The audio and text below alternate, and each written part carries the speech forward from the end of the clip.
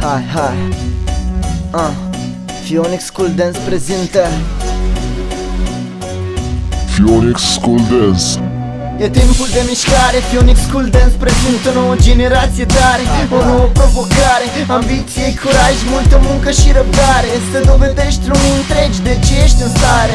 Evolution Crew, pașilor îți fură oxigenul, nici nu ai clipit din ochi și-a ocupat terenul. Că ești în genul ce-ți fac ochii să-ți fugă ca trenul. Mâinile sus, e imposibil să nu simți ritmul. Invidia nu ne roade dacă vrei să înțelegi. Cu limited vei vedea cât de mult evoluezi. Și suntem pregătiți să dăm ce avem mai bun din noi, cu mini evolution și cu multe trupe noi. Phoenix School Dance, momentul tău de afirmare rupe. Ringul de dans, arată-le cât ești de tare. Și Phoenix School Dance te invită să vezi, să crezi în munca ta, în niciun caz să nu cedezi. Și Phoenix School Dance deja nu mai este joacă. Ai venit de pe stradă și lumea începe să te placă. Mișcările au flow canadial, la paralele, toți au curile căscate, zici că ai venit cu bezele.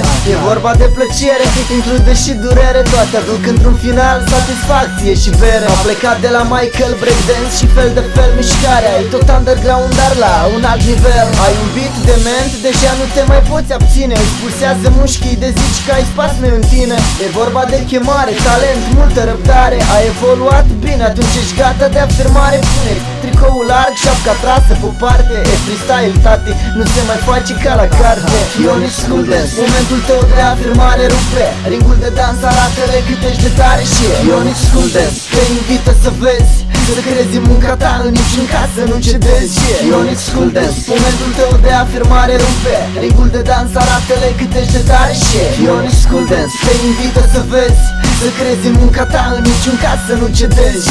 Phoenix School Dance.